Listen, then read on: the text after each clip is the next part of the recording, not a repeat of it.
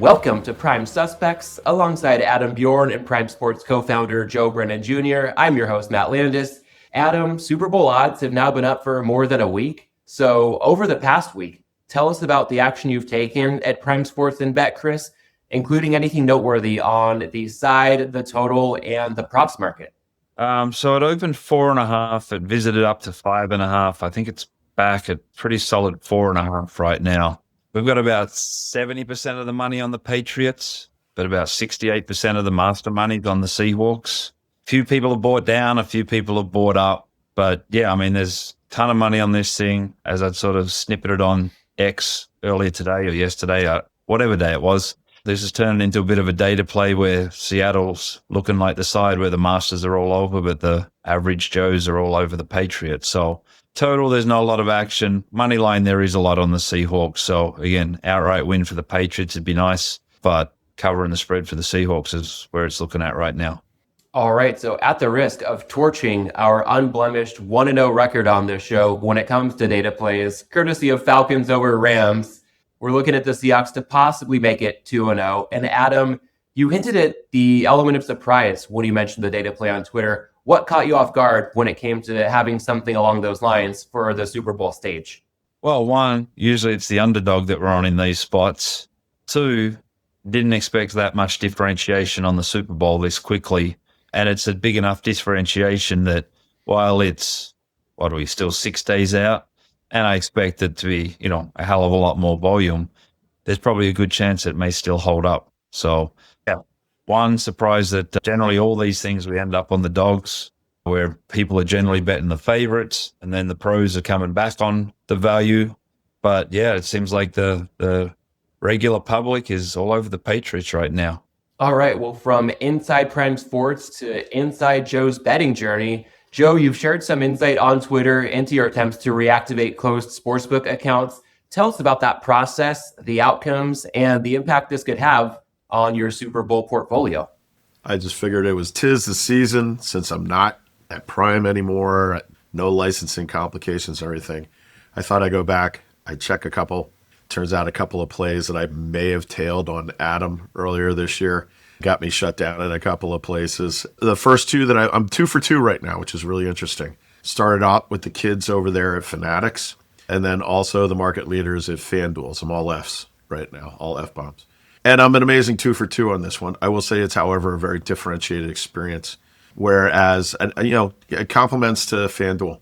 I put it up there on my Twitter account, and those kids really ought to have better things to do with their day. But they actually jumped into my DMs right away with the FanDuel customer service account, and within a day and a half, they had the whole thing rectified, which was really meaningful to me because right now, at least as far as the regulated space is concerned, that was my oldest account. It was using an email address for a company that I worked for back in 2011. That goes to show you how far back when it was just DFS only. And also harkens back to what was the FanDuel killer app that allowed them to dominate this space. Well, the fact that when everybody came on board after legalization, you could log on with your FanDuel DFS account information and you're instantly into sports.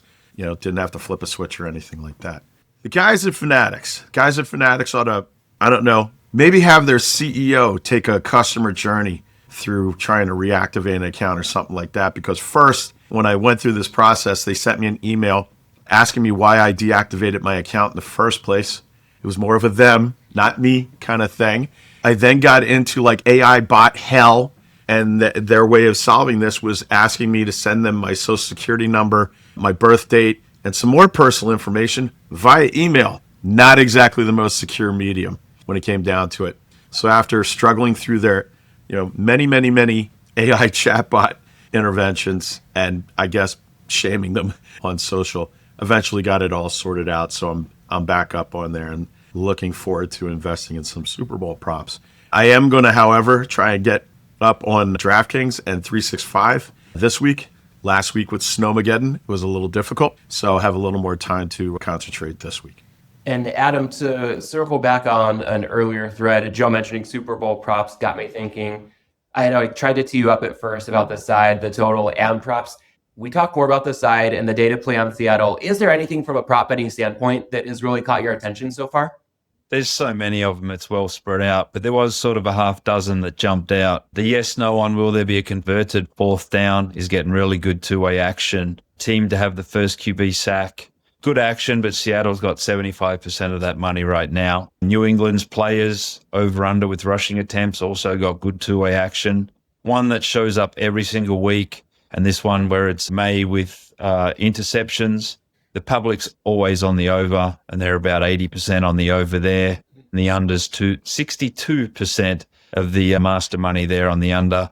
That one's generally showing up every week and has done so for a while.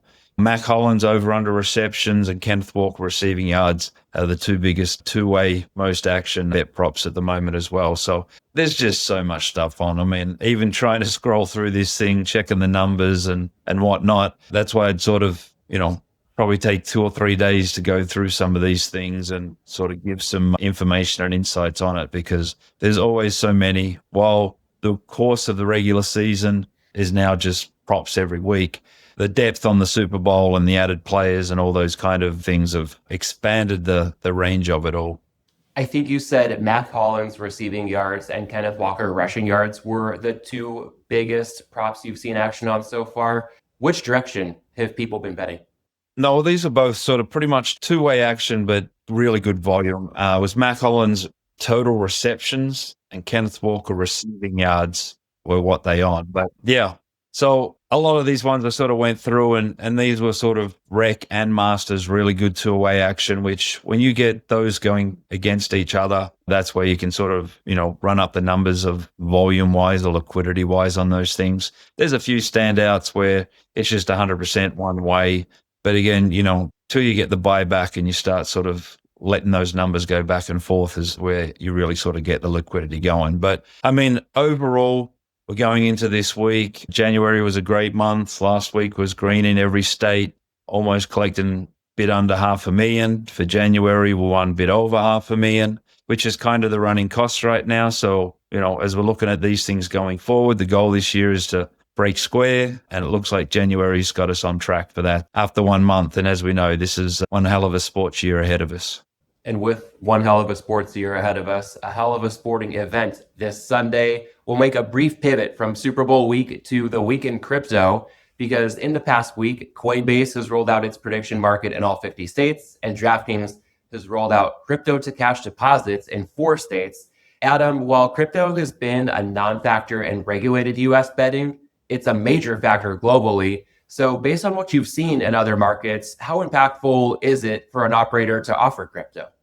Well, I mean, it's been available in the US regulated market for some time. Wyoming was kind of at the head of that. I believe Virginia and Colorado have had the same, kind of thing that DraftKings are speaking about, with crypto converted to cash before it gets inserted, which, everything, credit cards, it's wow, whoop-de-doo. But when you look at it, these new ones onboarding, Vermont, obviously the leaders with the way they're structuring it, which is just straight in. New Hampshire, again, just looking at stable coins.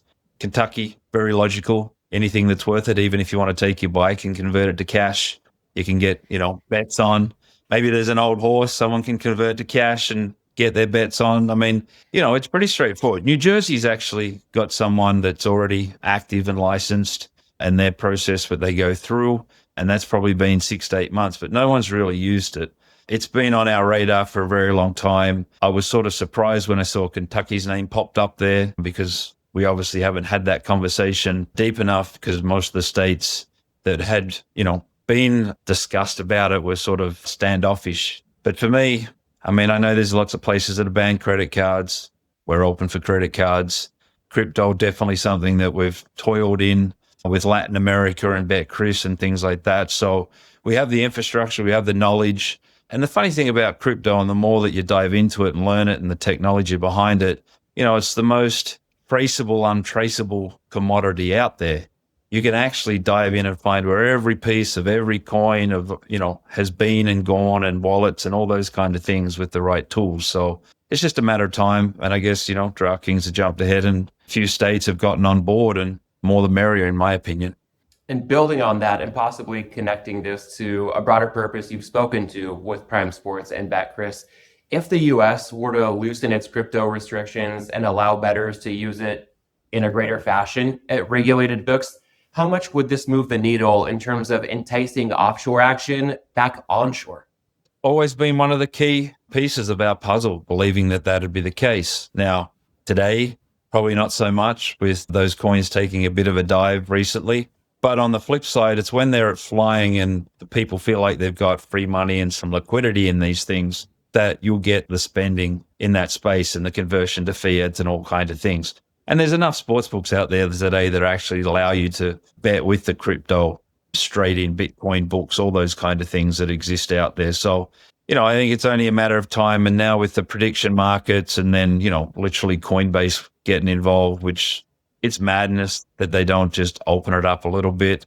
But we've said this from, when I moved to Jamaica 25 years ago, why don't they open up sports betting, tax it, license it, whatnot? They get there eventually, good old USA. So we'll see how it comes down the pipeline, and we're ready for it. And we've already sort of got some pieces getting put together. And I would hope to have it available for New Jersey definitely before the World Cup. And Joe, with a lot of states remaining against opening crypto for betting for the time being, if you were advising a gaming regulator on the benefits and risks of allowing it, how would you describe your main points? I think the number one thing is, less friction of money heading out of the system. I mean, the way, for instance, DraftKings is doing it right now is a bit of a nothing burger. Like what they have a processor that will process crypto into cash and then the cash into your account. All that does is add cash or add costs to the transaction. You've been able to do that for years in the regulated US market. Instead, like if you want to capture younger money, faster money, the money that's currently offshore, when such a big percentage of that, the bankroll offshore is in crypto, is just allow them to take it directly and then do the internal calculation and allow them to pay out. The reason why it hasn't been as much of a opportunity here is one, news cycle. I mean, I was far along at Prime in discussions with a couple of our regulators. And then Sam Bankman-Fried and FTX basically shit the bed. And they said, come back when the news cycle isn't quite so bad. The other reason is because, again, we all talk about like, well, these would be great ideas to grow the market. Why don't they do it? The regulators are such idiots. Regulators don't have any additional money and any additional resources if we add crypto to the mix. So already they didn't get any additional money and any additional resources really when suddenly we were telling them you're going to be regulating online sportsbook and online payments and all of those things. So adding crypto payments to the mix is just one more bit of stress on top of the regulators, and regulators are just not looking to make their job that much harder using exactly the same amount of resources and the same budget. And so they're very conservative about this.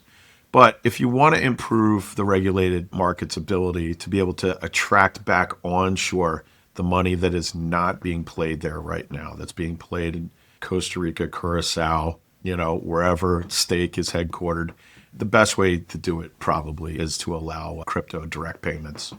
All right, with that, we'll get back to the primary task at hand, leading up to kickoff in Santa Clara. Adam, how do you expect the rest of the Super Bowl betting cycle to play out for Prime Sports and BetCris in terms of when the most money shows up and where the side, total, and money line ultimately settle? Most of the money shows up on the weekend, Saturday and then Sunday. I have no idea what time the game starts. I presume it's in the afternoon or evening sometime. So you'll get a lot of action coming in Sunday morning up until kickoff time. The number seems like it's pretty settled at that sort of 4.5. It opened there, it went up, it's come back there. The total feels light to me. It's come down from 47 at the opener. These two, I just feel like, they're defensive teams, but they could just open up and turn it into a barrage of points very quickly. So, total, I think maybe goes up half point so and sort of gets around that 45.5, 46. Once you get more of that recreational money coming in towards the weekend, a bit of favorite Nova business. Just bring in the liquidity and we'll work it out from there. One Super Bowl phenomenon that's been unique to a game like this over the years is that a lot of underdog fans will take their team on the money line, and a lot of fans of the favorite team will lay the points, less big just to play the game against the spread.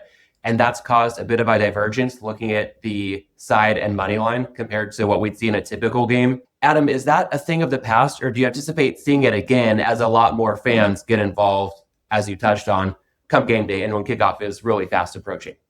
This one doesn't seem to be happening as much as it has in the past. And I think that's because expectations are it's going to be a close game. And if you want to be on the Patriots, then, take the field goal plus, because it just may be that kind of game. So I imagine that it'll sort of feel like it ends up pretty standard. The money line and the points ratio is pretty close to what a normal game is.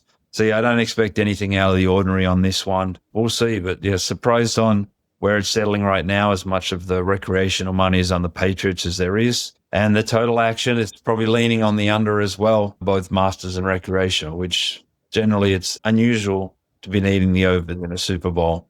Yeah, it feels like in years past, there was a good opportunity just to sit back and wait and take the favorite on the money line shortly before kickoff.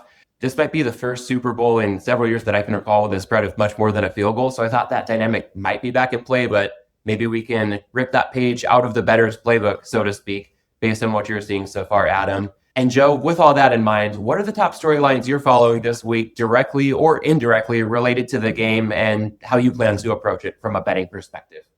I think running props on the Seattle side of the ball, Kenneth Walker, touchdown props would be interesting. Seattle, their offensive line doesn't grade out spectacular until you get inside the 20-yard line. They're the second best red zone offense, both in the postseason and in the regular season. My expectation is that I imagine that the Patriots are going to try and make Seattle win this one through the air, but I think Kenneth Walker's got an excellent opportunity. I would look at him for both touchdown props and then also, believe it or not, MVP props. I think there's a lot of sentimental money, narrative money that's currently riding on the Patriots here right now. A lot of people there still have a hangover from the salad years with Tom Brady. I think also with Drake May being so high up in the MVP talk, the Patriots are better narrative, maybe, especially because the media is dominated by East Coast media in a lot of ways, believe it or not, when you have a team that seems as relatively dominant the way Seattle has been, both during the regular season and in the postseason. They're still kind of, hey, let's get to know who Sam Darnold and Kenneth Walker III are in a way. So, I think that's probably affecting the betting markets. I'd be really interested to see the team total markets, where they're going to come out at right now. I just think that, New England has been the beneficiary, and I know I've said this before, of a number of teams either self-destructing or committing Harry Carey in front of them. That's not going to be Seattle. And I just think, when you compare the offensive and defensive lines, for both teams, and you look at how that works out, it just looks like my expectation is that Vrabel is going to do everything he can to make Seattle beat him through the air and try and load up. And then if Seattle gets out to a quick start, well, then that one will go out the window. And that's when I think, Kenneth Walker has a great opportunity. If he's doing it with his legs, if he's getting a lot of screen passes off the edge and scoring within the 20 on those, the quarterbacks have such an advantage when it comes to Super Bowl MVP contests. But that's where my dark horse prop bet is right now, is on Kenneth Walker III to win MVP. And in addition to the angles you mentioned, another X factor that's gotten plenty of headlines over the past few days, Drake May's shoulder. I fully expect him to play in the game, and this may well be a nothing burger, to borrow a favorite phrase from this show. But I've got no idea how far he is from 100%. And in my experience, the market tends to skew toward a binary in or out, as opposed to at least partially pricing in any limitations due to injury.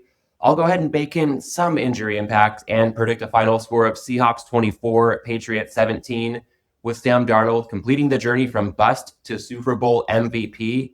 Now a jump ball over to you guys. Give us your predictions for the final score of the game and your MVP, already knowing Joe's in it for Kenneth Walker III. I think Seattle come out and win this quite comfortably. Let's go, 31-17, so then we get the over as well on the favorite cover. And when it comes to MVPs, I have not looked at this at all. There is a lot of money on Darnold as the favorite, but yeah, I haven't looked at this one as yet. And I end up on something that's 100 to 1, 200 to 1 or something like that. So I believe the Saturday night thing that's normally done this time of year. So who knows? Maybe I show up there with an MVP at big odds. All right, and Joe, you've got Kenneth Walker as your MVP, so safe to assume it's going to be a clean sweep with the three of us on the Seahawks to win the game. How about covering from your point of view with Walker getting the MVP nod as well? I think they cover easily. I was convinced by my next door neighbor, former Seahawks wide receiver, Daryl Jackson the other day about just how great, I wanted to talk about big uglies. He wanted to talk about this as a former wide receiver. What a shock. But I think we both agreed that, this is going to be between this year's bird defense being the Seahawks. I think they're just going to be an insurmountable wall for New England. New England's they've had a lucky run, I think, of teams that they've been played up against. But, Seattle seems in every way to be fully healthy and intact for this game. And they just seem to be the team with the momentum right now. So I expect the Seattle to win big, probably double-digit margin. All right, so Seahawks by a touchdown was the most conservative Seahawks take on this show that I offered up to lead us down the home stretch here. We will call it a show on that note and see how our very pro-Seahawks stanches age come next Monday morning. To everybody tuning in, thanks as always for joining us. Have a safe and happy Super Sunday, and in the afterglow, we'll catch you next. Thanks for listening to this week's episode of Prime Suspects. Register for Prime Sports at primesports.com and download the Prime Sports app. You can follow us on Twitter at PrimeSuspects_, at Joe Brennan Jr., and at Adam Bjorn 2. You must be 21 or over to play on Prime Sports. Always bet responsibly and within your limits. If you or someone you know has a gambling problem, call 1-800-GAMBLER.